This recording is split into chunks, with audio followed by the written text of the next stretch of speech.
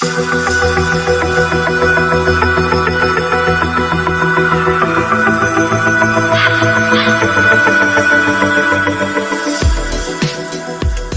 you have a question for Dr. Donna, please do leave it on my page and I will be happy to answer the question for you.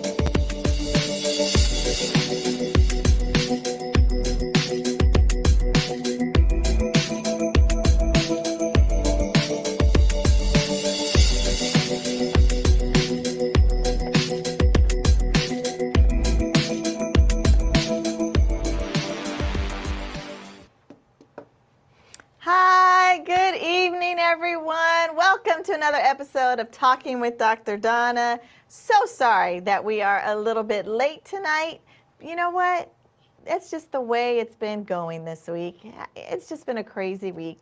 Technology is difficult. But thank you for hanging in there because this is part 2 of our spring planting, and I'm excited to try to have Tony Tomato on live. Now, we're here in California, and it's nice. It's chilly weather, but it's clear weather. But Tony Tomato lives in St. Louis, Missouri. And in St. Louis, it's storming, it's raining, it's got snow and like all kind of crazy weather conditions. So it's making our connection a little bit more challenging. So we've been working on it. We think we have a solution because I really want Tony Tomato to be on live with us tonight so that you can ask your questions, see how things went from last week to this week. If this is your first time joining us, thank you for being here. I am your host, Dr. Donna White Carey, and you are watching my show, Talking with Dr. Donna. And the purpose of this show is to revolutionize the way we think about health. I want us to really use the knowledge and information that you gather from this show to make your life better. We have a framework here at Talking with Dr. Donna, and we call it generational health. And each of you who watch this show are now a part of the Generational Health Network. Because we believe if we participate and think about these 4 pillars of health, if we focus in every single generation on these 4 pillars, I believe that we can end the cycle of premature death in our community. We focus in on spiritual health. We focus in on emotional and mental health. We focus in on physical health, and we focus in on our environmental health. We focus in all of those areas. I know we can end the cycle of premature death. This is a live show. So hello, everyone that's out there. Good evening. If you have a question, please make sure you leave it here in the chat. Remember that I need you to subscribe. I need you to like it. I need you to go over, if you're watching on Facebook, go on over to YouTube. If you hear anything tonight that helps you in your journey towards health, I would love if, as a token of appreciation, you subscribe to my channel. Hit the subscribe button, hit that little bell icon right next to it, and then you are aware of when we go live. Oh, well, when do you go live, Dr. Donna? We go live. You have an appointment every Thursday at 6:30 p.m. with the doctor. So thank you for being here. Of course, you saw all my handles. Make sure you keep up with me during the week. Let me know what you're doing, how things are going for you at My Dr. Donna on Facebook and Instagram, and also on Twitter. So make sure that you don't just talk to me on our appointment days, but let's chat in between as well. All right, so couple of things. Number 1, we want to say Happy Doctor's Day. So close. Happy Doctor's Day, National Doctor's Day. Yesterday, March the 30th, is National Doctor's Day. You may not have known that.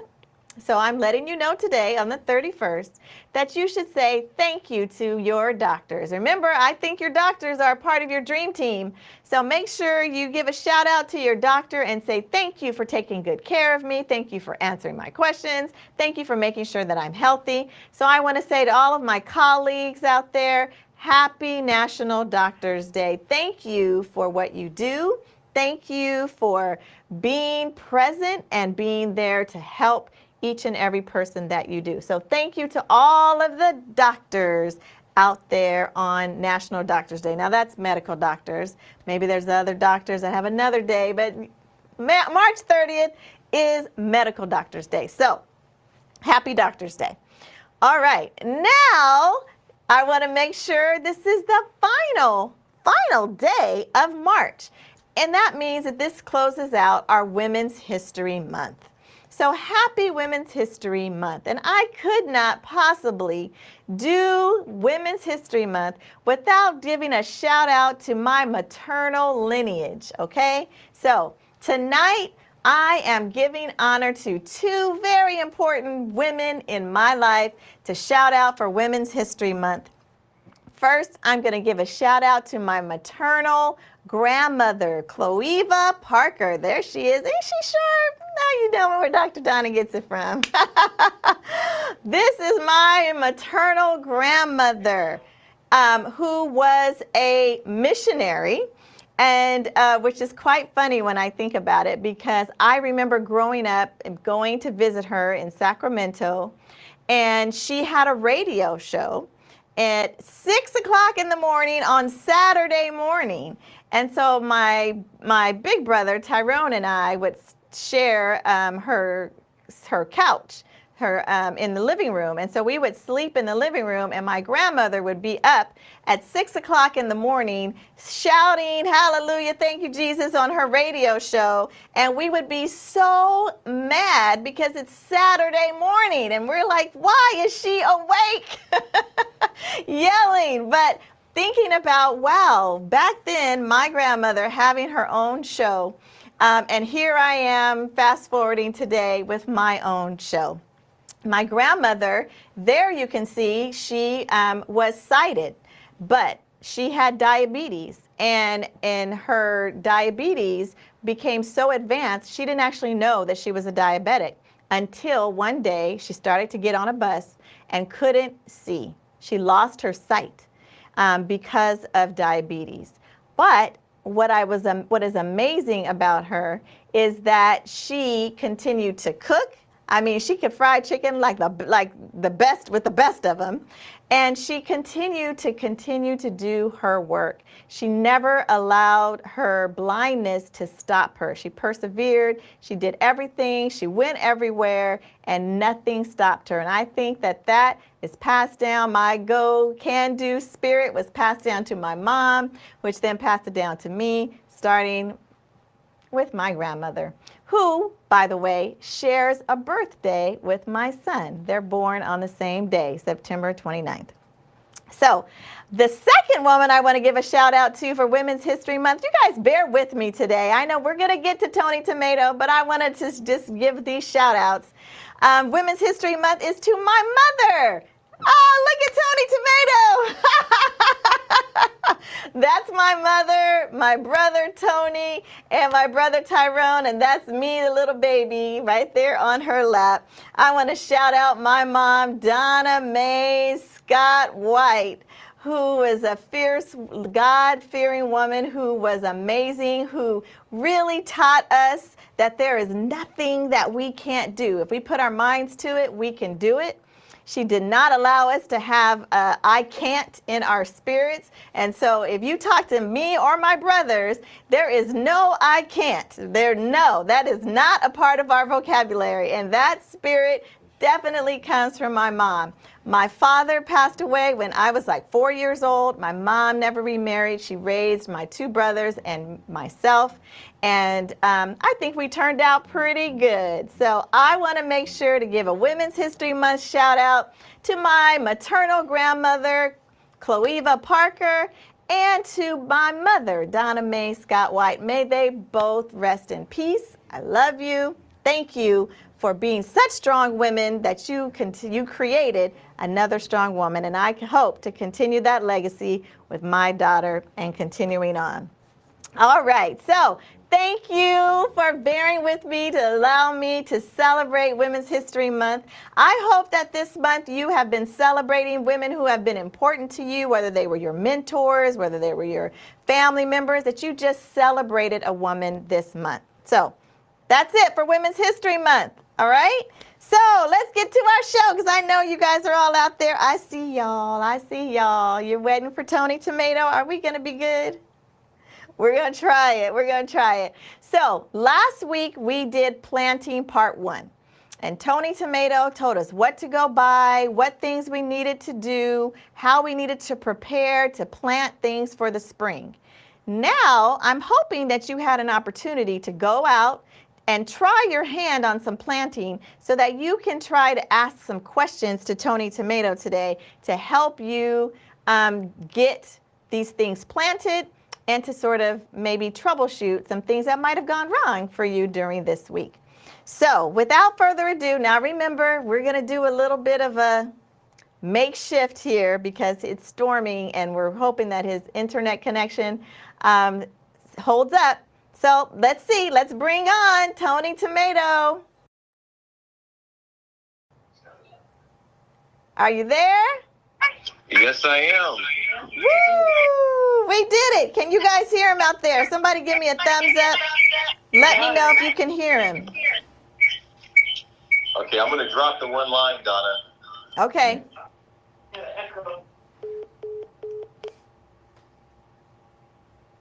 Are you there?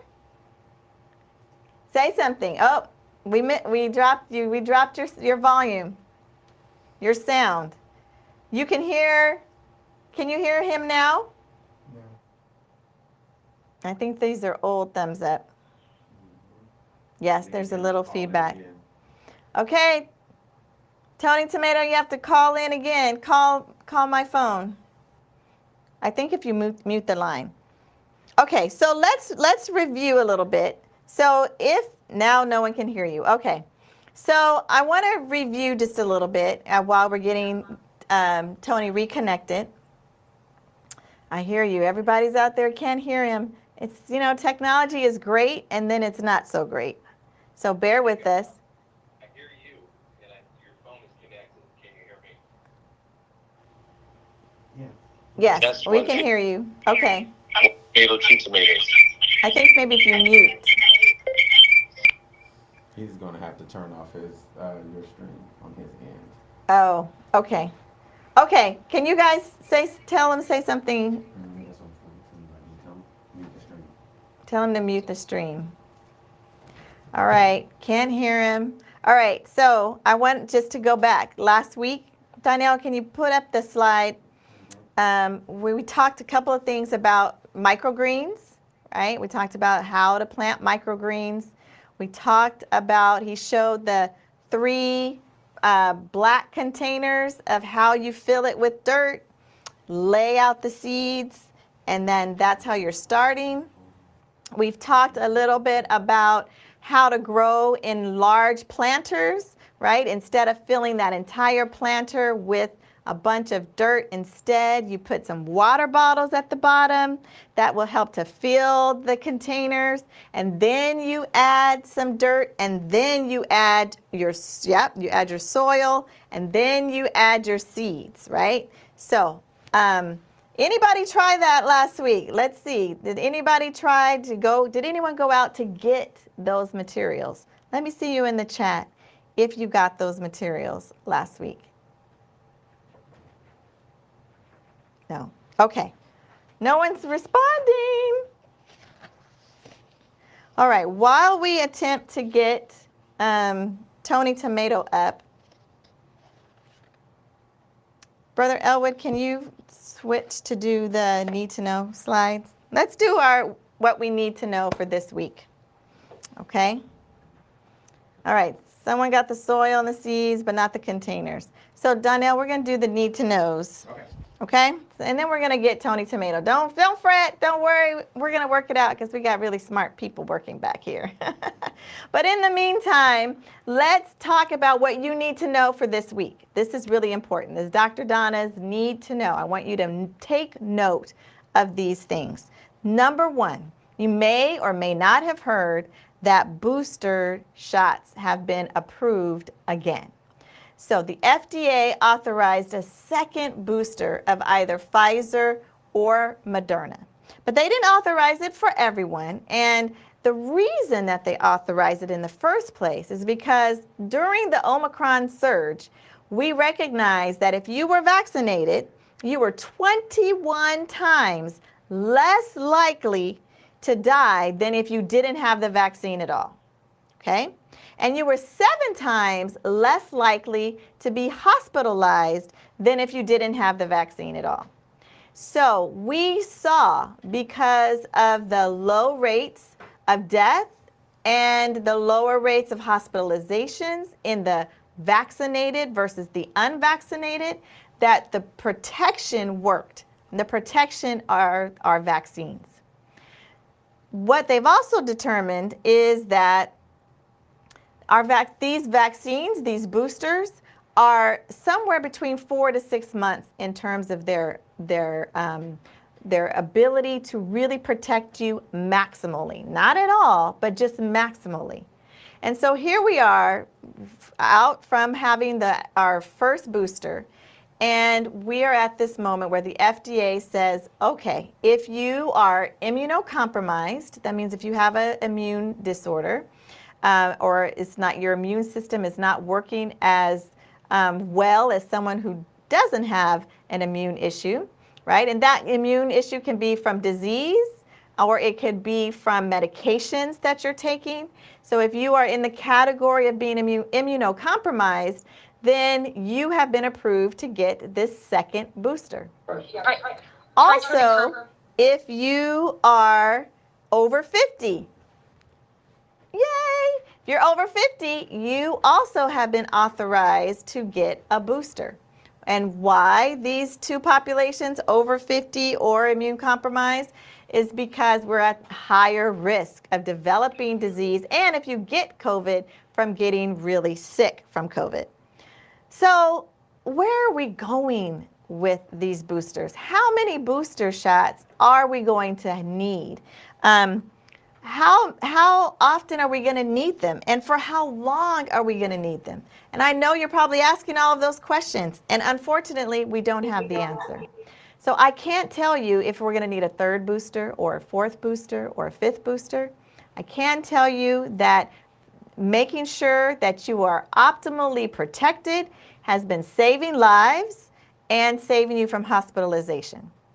Now, my question is, and time will tell, is this the right time to go get your second booster if you're not in an immunocompromised state? And the reason I'm asking that question is, if you look at the data about where we are in our disease, we know that we can, we're at a low in our numbers around COVID. We're at a low in terms of hospital rates. We're at our low in terms of infection. And so maybe if we're only doing this for 4 to 6 months, maybe getting the booster right now when the cases are low is not the right idea. Maybe we should wait a couple of months until we get into the late summer, early fall, when we anticipate another surge happening. Maybe that's when we should get the booster. Now, I'm not telling you which way to go. These are questions that I have for myself, and I'm going to continue to research to see when is the best time for us to get the second booster so that we are as maximally protected into the fall and the winter season as possible when we know that there may be another surge. So let's think about that, and I think we've got Tony Tomato, right? Let's try again. All right, Brother Tony, you there? Yes, I am. Can you hear me? Woo! Yes, I can hear you and me. Welcome, Tony. Are you there? Can you hear me, Tony? I'm having a hard time. I don't hear you. Oh, wow. Now we can hear you so well, and you can't hear us. Yeah. Sorry, Donna. Okay, so just start talking about planting and the questions that I gave you. Can you hear? Can you tell him in the chat? to answer the questions. So the last week you all had questions, and of course you weren't able to ask him those questions because we weren't live. But this week we're live, and I am going to send him those questions. So I'm going to have him answer the questions that some of you left in the chat last week. And if you have any questions tonight, let me know. Put it here in the chat, and we can type him your questions, and he can, since we can hear him, he can answer our questions. Yes, I'm saying you need another booster. Can you hear me? Yes, we can hear you. I can hear you, but I don't hear anything else. If you can hear me, answer those questions that I sent you that were from the chat last week.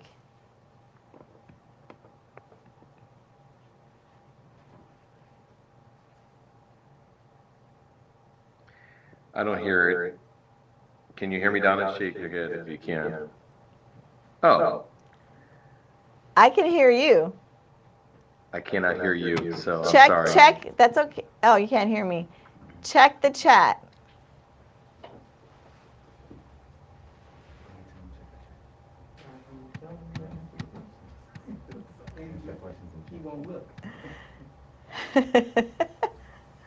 All right.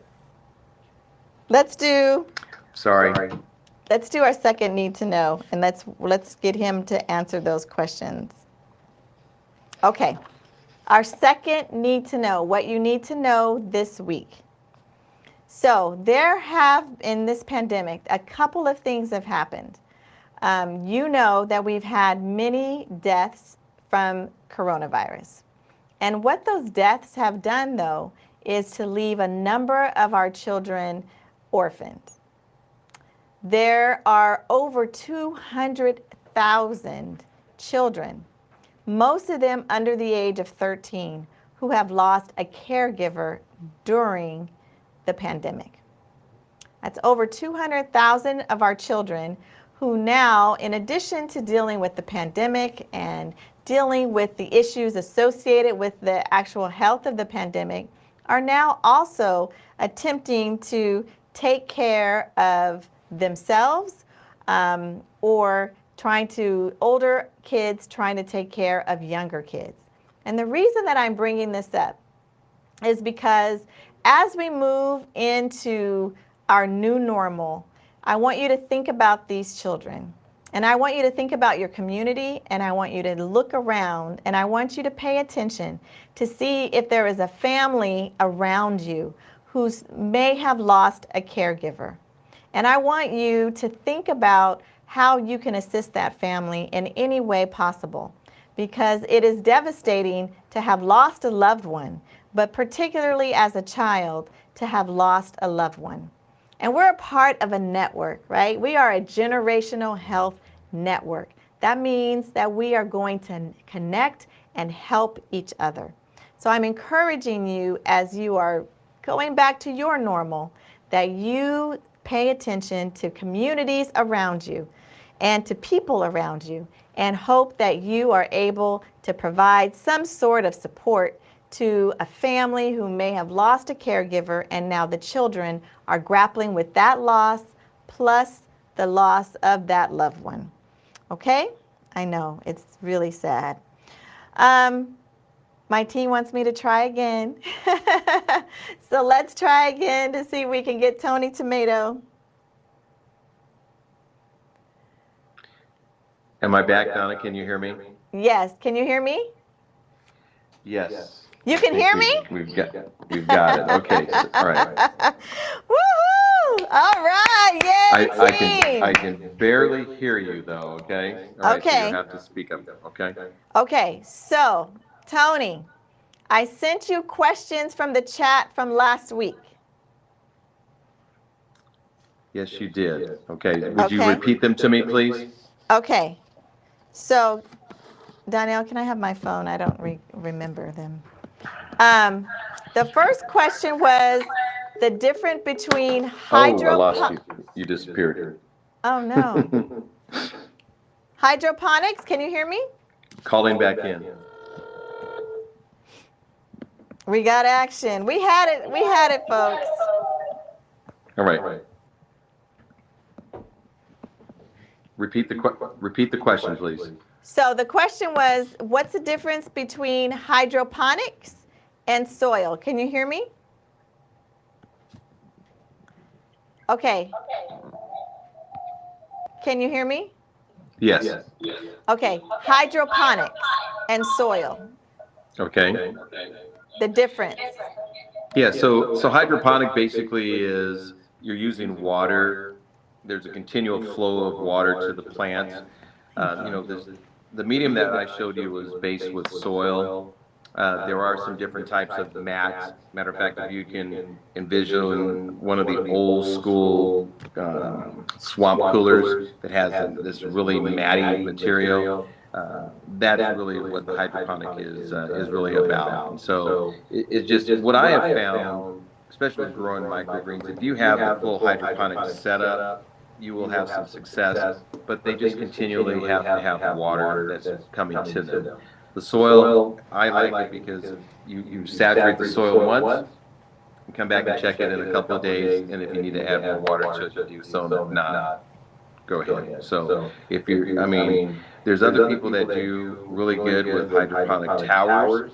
I see a lot of lettuce that's being grown. Sometimes there's some cucumbers that are there, but over there. So then I see another question. Will the bottles break down at the bottom? We're only looking at a 6 to 8 week, maybe 12-week growth period. So there's not going to be a whole lot of decomposure that's going to happen in the plastic bottle at that time. Okay. And again, the plastic you can use wood or you can use leaves. I just wanted to show you a few different alternatives to reduce some of your expenses on soil. Because I noticed that just one of those bags alone, just the topsoil is going to cost you almost $3. And if you're getting some that has some minerals in it, you could be paying $5. And then again, if you put your pot in an area you know it's going to be stationary there, then just use the soil. You don't have to worry about moving it. But if you're trying to move it around from inside the shade or whatever, then it could break your back trying to carry something that heavy. Okay.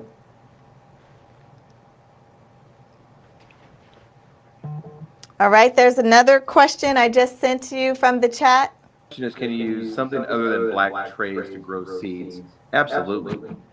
I mean, I've seen people use glasses. I've seen them use coffee cans. I've seen them use, it's just anything that's going to hold it. But this is just what we use from a professional standpoint. And, these trays, they seem to be pretty much everywhere around. I mean, I've seen them at 3 different types of hardware stores. So it's not a problem locating them, or you can even go online and order them. Just remember, it's a 10 by 20, black tray.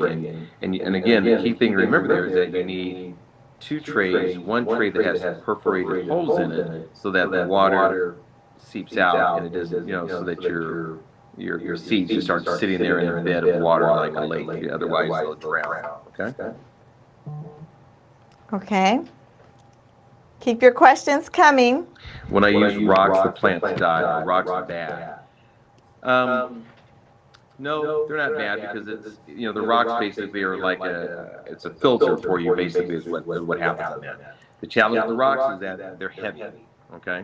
So that's why I would probably avoid using the rocks. Okay? So another question that was here. Oh, you can't hear me. Any other questions? I'm giving you the opportunity, you guys, to ask questions around planting, what you should be planting right now during this season, how you plant, what you should use to plant. Any of yours, I always laugh that I can kill any plant anytime. So if you don't have a green thumb like me, what are some of the questions you may have? And I'm going to sit here. I'm sitting to. Okay. Any advice for planting? I know we had some really crazy weather today, and I did get a chance to send you a few different videos or other images this afternoon. Did you get a chance to get those loaded up to the screen? So I see another question just came up, Donna, if you can hear me. It says, how deep should the seeds be planted?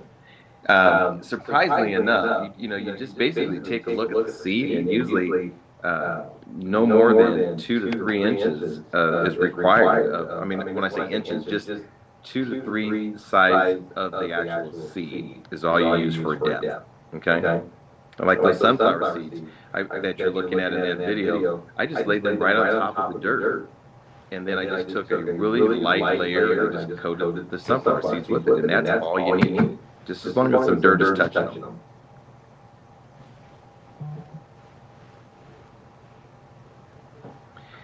So, one of the things that we talked about last week were the benefits and the use of the microgreens. Basically the microgreens they're just a baby plant of everything. In this case, we're looking at from the left to the right, radish, and then a cabbage. And so once that plant comes to the size of an inch or larger, you can start to harvest it and add it to different soups. You can add it to salads. You can put it on. You can use it in place of lettuce. And I mean, you'll really like the microgreens because they're loaded with a lot of nutrients and flavor. And I mean, you'll know a radish when you bit into it. And if you're eating the sunflower seeds, you'll know that tastes just like it because it is the baby plant. So, there's just so many benefits associated with it. Okay. So another question came about. What about the seedlings and how much space should you leave from the bottom of the pot? When you look at those trays that I put in there, it's probably a half of an inch of dirt that I have in that tray, and that's it. And again, there you're looking at there's 3 different cups of just soil, and I'll just level that out and just lay the seeds right on top. Or actually, I'll level that out, and then I'll wet it, and then I'll lay the seeds on top of it, and then I'll put another layer of light dirt on top of it, and then I'll cover those trays up and let them germinate, let them sit just like in that enclosed container, like a coffin, for 3 to 4 days until those seeds start to sprout, or the term is germinate. And once they've germinated, we're there. Now, it's really interesting. You're looking at some trays that I planted during our show, and now all of those. So in each one of those little holes there, I put 2 to 3 different seeds, because sometimes seeds are bad; they just won't germinate. But you always err on the side of caution, right? And so I've already loaded up each one of those holes with 3, 4, whatever falls out of my hands, and I wet it and I cover it. And this week I started seeing little baby plants, little baby cilantro, and little baby basil start to appear. And then just right before the show, I transplanted those baby seeds on over. And so right now is the time to get out and start. I mean, here in Missouri, we can't plant really anything for the outside yet, unless it's cold crops, because it's just cold. It was 32 degrees a day this afternoon. I was driving home and it was snowing. So I'm going to wait until about the 20th of April before I really start putting things in the ground. I mean, so for tomato plants, it's a perfect time to start them in little containers like this. And then in another 3 or 4 weeks, they'll start to sprout up. And as they start to get taller, then I will transplant them into a larger pot. And then I'll transplant them to another pot, and then eventually into the field. But if you're trying to use it for home, so I wanted to have, because we love cilantro in this house, we love basil in this house, and but we just don't have the warmth outside for me to start planting inside that pot plant that you see. But I just have a small little container that you would find at a hardware store. I have dirt inside of that, and I transplanted those seeds that you saw that are starting to sprout, the young plants, I planted into a larger container, and I just keep it moist, and it will continue to grow. Yeah, so there's mint. There's mint that we drink a lot of mint juleps in this area here. Moscow mules, so we need lots of mint for that. Okay, any other questions? Well, again, if you don't have any questions, we'll move to talking about, so I'm going to give you last chance. Ask some questions for Tony Tomato. Any advice on introducing kids to gardening? Hold on, hold on. So can you still hear me, Donna? All right, so I see Annette has a question here. Any advice on introducing kids to gardening? The microgreens are just a fantastic way to get the kids in. Matter of fact, you can just go out and buy some, just like a little seed package, and just get a little mason jar, put dirt inside of that mason jar, and then throw the seeds inside of it, and then just water it. And then within 5 to 7 days, you'll start to see the plants start to grow. And then so that's how you would introduce children into growing. And yeah, just like that. And those little basic trays right there, you can take, any of these little micro seeds. You're looking for cabbage, you're looking for basil, you're looking for radish, you're looking for cilantro. There's several different types of radishes that are out there. Okay. Yes. Yeah. Okay. All We right. can talk about that. Absolutely. Okay, cool. There is one last question in the chat from Elisita. So you want me to tell my story? I can't really hear you, but I'll give it a shot here. So Hold on one second. Okay. So, if you have any other questions with Tony Tomato, leave them in the chat and I will make sure to get them to him and then he will answer those questions, okay? I'm so sorry, you guys, about the technical difficulties, but we're going to figure this out and we're going to make sure we'll bring him back another time to see if you have any questions. But continue to do your planting and moving forward so that you can have some fresh vegetables and herbs right outside your backyard and right outside your door.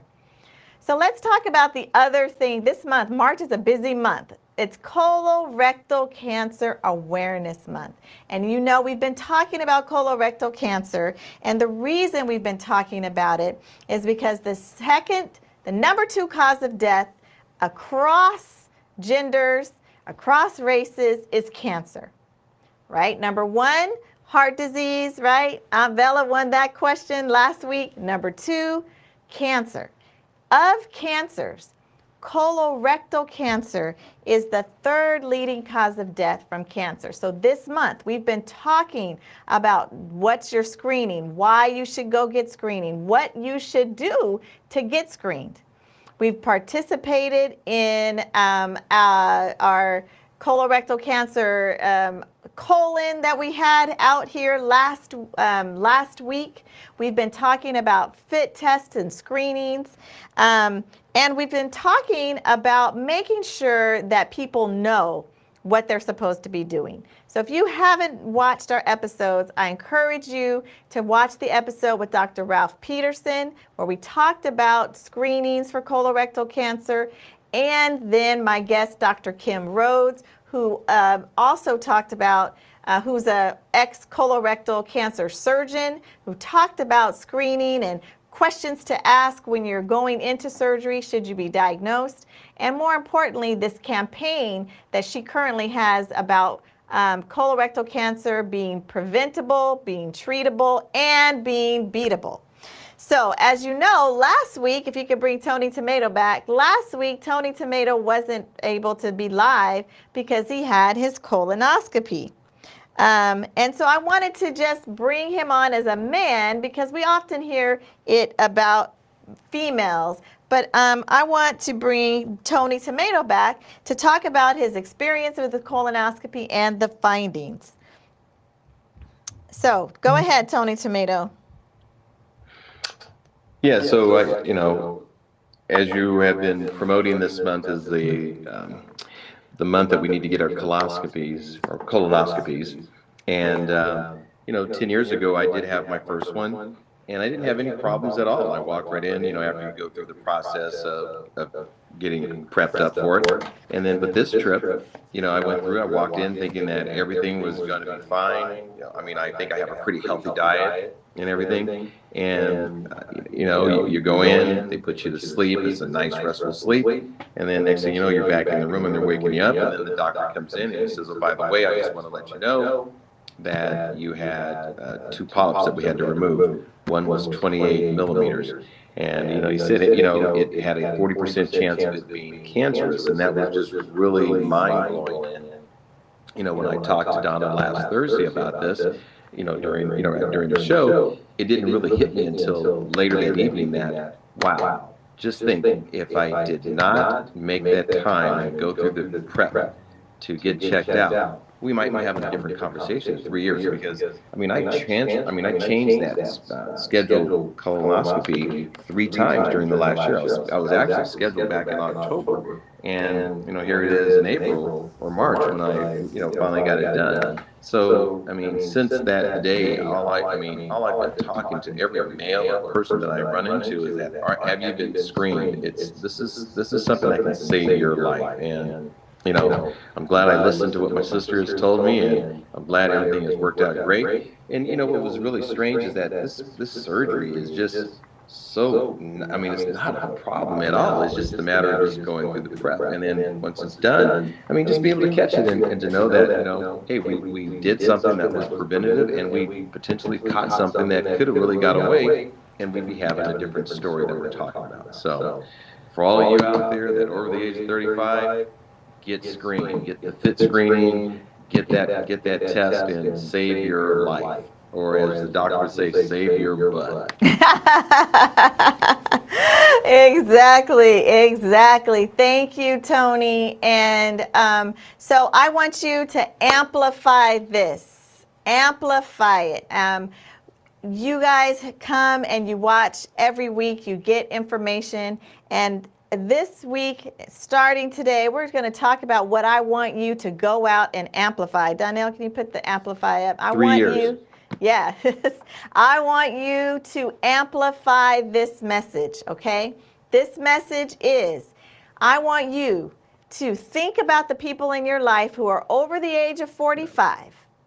And I want you to amplify the screening for colorectal cancer, okay? It's one of those killers that you may not even know that you have a problem until it's too late. We don't want that to happen. Age 45 is the new age of colonoscopy screening, not 50, 45, okay?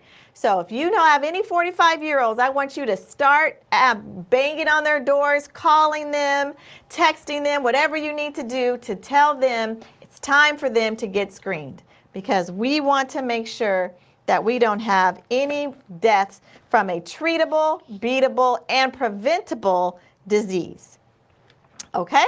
All right. Amplify. And if you missed those, again, those two topics that we've had this month, if you've missed those two talks by Dr. Ralph Peterson and Dr. Kim Rhodes, I encourage you to go back to my episodes this month, watch it, learn, listen, amplify the message, and let's make sure everybody gets screened. All right? Thank you. Okay, so as you know, every single month we have a food of the month. So we have had a food of the month this month, which has been broccoli. And you guys didn't like broccoli.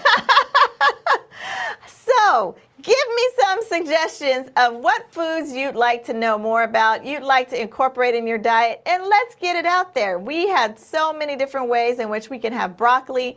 We know that the reason we chose broccoli as our food of the month this month is because broccoli is healthy for your gut.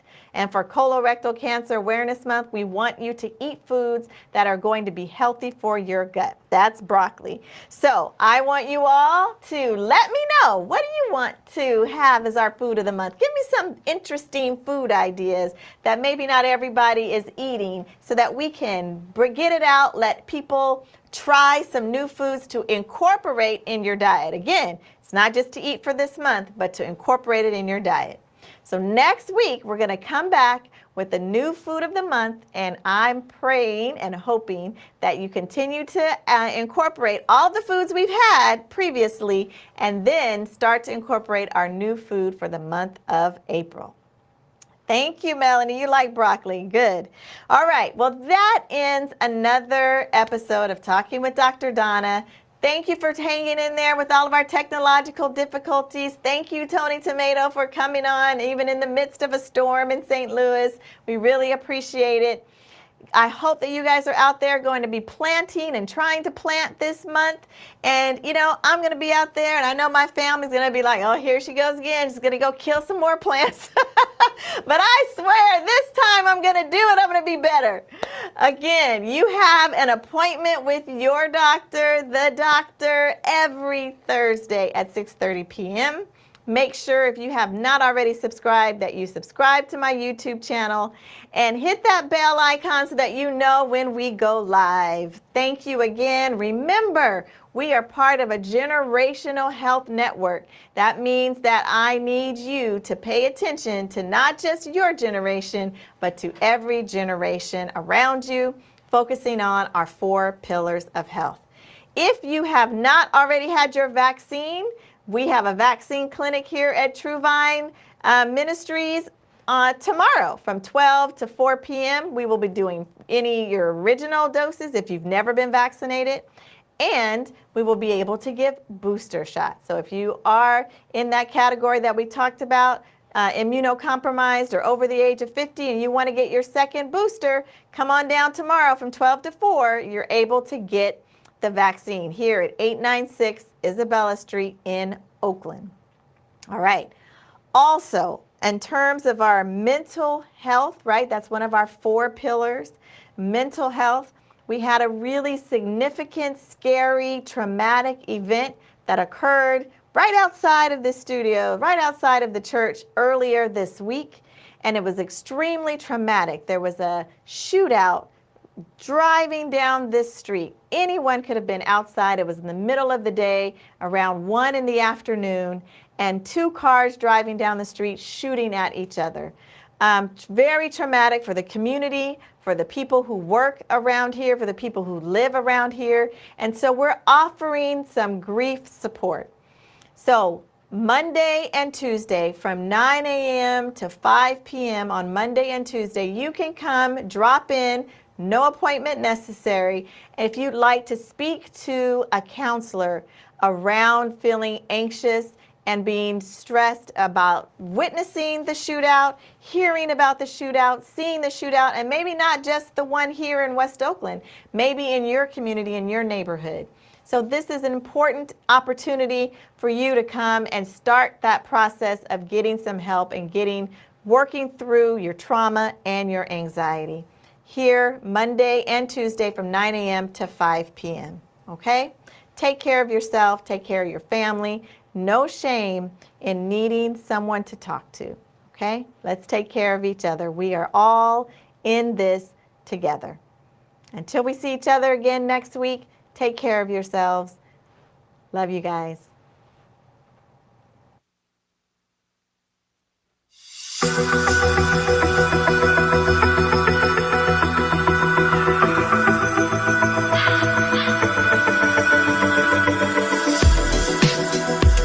If you have a question for Dr. Donna, please do leave it on my page and I will be happy to answer the question for you.